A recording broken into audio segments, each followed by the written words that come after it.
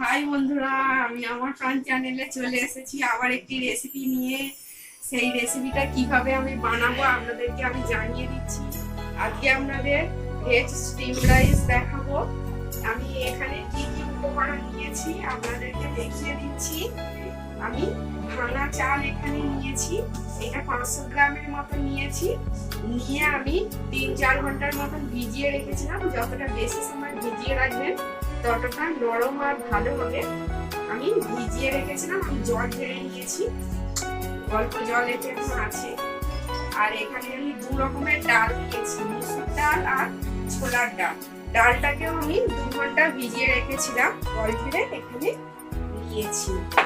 আর আমি এতে সবজি দেবো, ফুলকপি দিচ্ছি। ফুলকপিগুলো আমি এইভাবে ছোট ছোট সাইজের কেটেছি। আর বিম কড়াই দেবো, বিম কড়াইকেও আমি ছোট ছোট কেটেছি। আর আলু অল্প দেবো, মটরশুঁটি দেবো এখানে আমি রেখেছি। আর পেঁয়াজ আমি এখানে 6টা নিয়েছি, 6টা আমি ছোট ছোট করে কেটে ভাজবো, পরে এটা দেখাচ্ছি। লবণ নিয়েছি পরিমাণ মতন দেবো, তেল নিয়েছি পরিমাণ মতন দেবো, শুকনো লঙ্কা নিয়েছি, এটাও আমি ভাজবো। জিরে নিয়েছি। আপনারা তো অনেকেই ফ্রাইড রাইস খেয়েছেন, এই ভাপা স্টিম রাইসটা আপনারা খেয়ে দেখবেন কেমন লাগে। এটা কিভাবে করছি আমি আপনাদেরকে এবার দেখাচ্ছি। আমি এই যে একটা হাঁড়ি নিয়েছি, হাঁড়িতে এই যে জল দিয়েছি 2 মগের মতো। এবার গ্যাসটাকে অন করবো।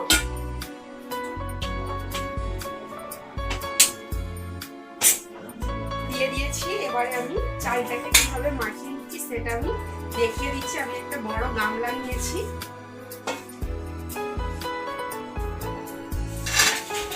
আমি চালটা প্রথমে দিয়ে দিচ্ছি।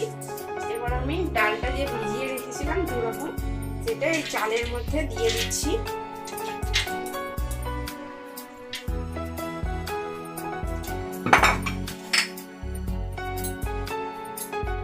এবার সবজিটাও আমি সব সবজি দিয়ে দেবো, ফুলকপি, বিম কড়াই,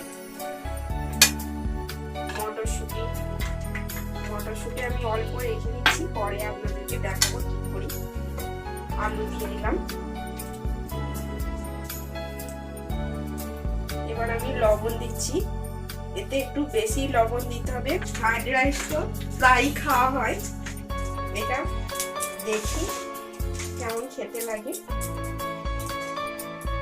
সারা বাটি নিয়েছি, দেখুন এটা পুরোটাই ফুটো ফুটো করা আছে। এর মধ্যে ভাপে এটা হবে। আমি এর মধ্যে দিয়ে দিচ্ছি।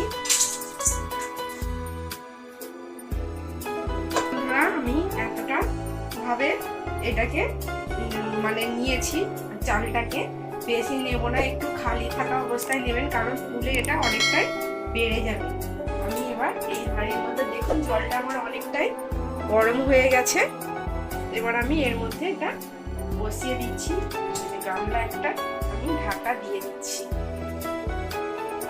আমি 1 ঘন্টা পরে আবার আমি 15 মিনিট পরেই ফিরে আসবো, কারণ এটা 15 মিনিট ছাড়া ছাড়া এটাকে নেড়ে আবার জল দিতে হবে। ওটা যে পেঁয়াজগুলো ছিল সেগুলোকে এই যে এইভাবে ছোট ছোট করে সরু সরু করে কেটে নিয়েছি। এবার আমি ভাজবো। প্রথমে আমি একটা ভাজবো যেগুলো রেখেছিলাম সেগুলো এতে দিয়ে ভেজে নেব। জিরে দিচ্ছি,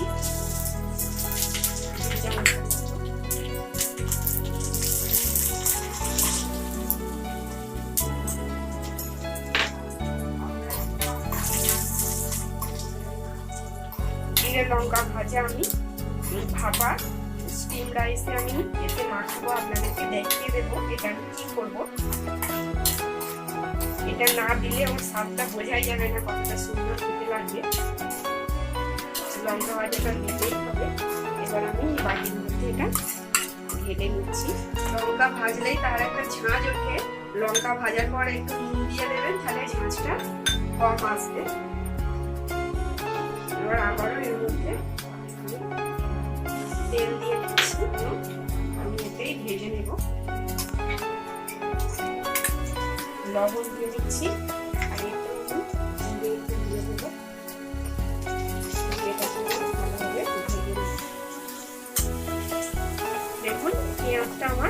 ভাজা হয়ে গেছে।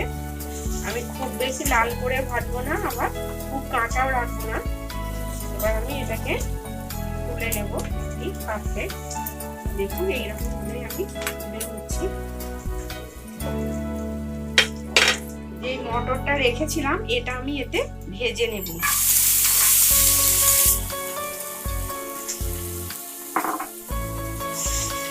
আমি একটু নেড়ে চেড়ে এটাকে তুলে নিচ্ছি। গ্যাসটা অফ করে দিলাম। বেশি জোর দিয়ে এটাকে বেশিক্ষণ ধরে ভাজবেন না, তাহলে এটা কেটে যাবে, কারণ এটা ভাপানো না। এটা আমি এমনি তেলে ভেজে নিচ্ছি একটু। এবার এটা তুলে দেখবো কতটা হয়েছে। দেখুন শক্ত ভাব হয়ে আছে। এই যে খুন্তি দিয়ে আমি নাড়ছি, ভিতরে টাইট হয়ে আছে। আপনারা ঘাবড়ে যাবেন না। এটা আমি একটু একটু খুন্তি দিয়ে সাইড দিয়ে এইভাবে একটু নেড়ে ছেড়ে দেবেন হালকা ভাবে। আর এরপর আমি ওপর থেকে এই যে জল ছড়িয়ে দেব। এটা 15 মিনিট ছাড়া ছাড়া 3-4বার জল ছড়িয়ে দেবেন, যতক্ষণ না এটা ভালোভাবে সেদ্ধ হচ্ছে। এটা অনেকটাই সময় লাগবে, কারণ এটা ভাপে পুরোটাই সেদ্ধ হবে। আবারও আমি এটা চাপা দিয়ে ঠান্ডা হয়ে গেছে। এবার আমি এই চামচ দিয়ে আমি এইভাবে ভেঙে নিচ্ছি। খুব বেশিক্ষণ ঠান্ডা করতে দেবেন না, তাহলে এটা ভালোভাবে গুঁড়ো হবে না।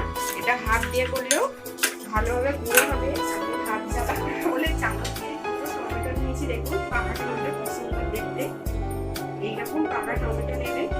এবারে আমি এইটাকে পড়াবো, পরিয়ে এই স্টিম রাইসের সাথে আমি এটাকে পরিবেশন করে আপনাদের দেখাবো। আমি প্রথমে এর মধ্যে একটু তেল গুলিয়ে দিচ্ছি। দুটোই ভালোভাবে তেল মাখিয়ে দিচ্ছি।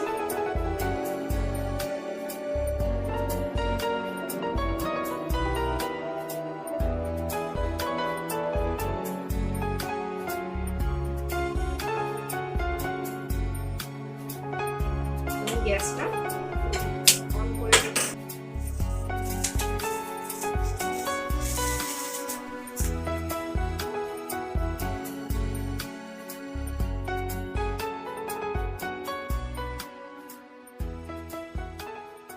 যেমন টমেটোটা পোড়া হয়ে গেছে নাকি আমি এইভাবে দেখে নিচ্ছি। দেখুন পুরোটাই আমার নরম হয়ে গেছে। এটাকে একটা পাত্রের মধ্যে নিয়ে নিচ্ছি। দেখুন টমেটোটা আমার খুব ভালোভাবে পোড়া হয়েছে। আর পেঁয়াজ যে ভেজেছিলাম, আমি পেঁয়াজ কাঁচা পেঁয়াজও রেখে দিয়েছিলাম। কাঁচা পেঁয়াজ আমি এর মধ্যে দিয়ে দিচ্ছি। আর অল্প আমি ওই ভাজা পেঁয়াজের সাথেও কাঁচা পেঁয়াজও অল্প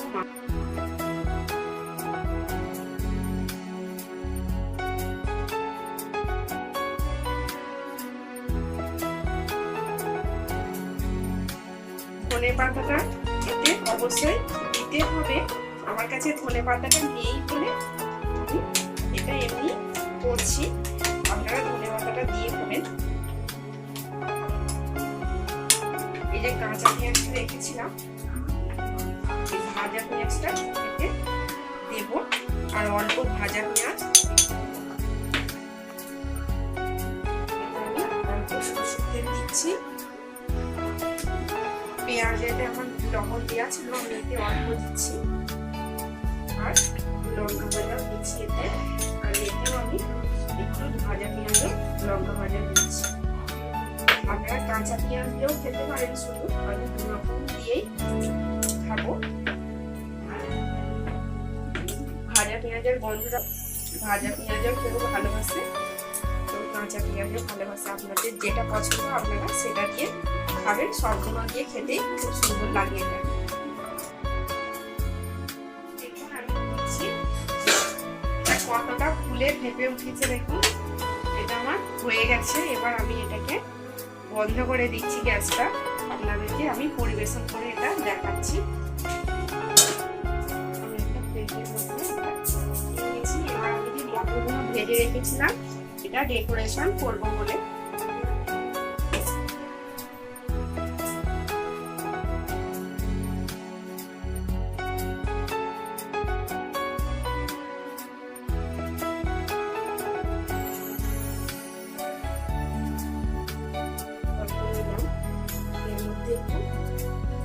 সরিষার তেল দেব। সরিষার তেল দিয়ে মাখিয়ে নিতে হবে। এর মধ্যে কাঁচা তেল একটু মাখিয়ে নেবেন, সরিষার তেল, এতে খেতে খুব সুন্দর লাগে। এবারে অল্প একটু ভাজা পেঁয়াজ আর কাঁচা পেঁয়াজ সেটা নিয়েছি, সেটা নিচ্ছি। ভাজা পেঁয়াজ অল্প একটু নিচ্ছি। আর এই যে টমেটোর যে সালসাটা বানিয়েছি সেটা নিচ্ছি।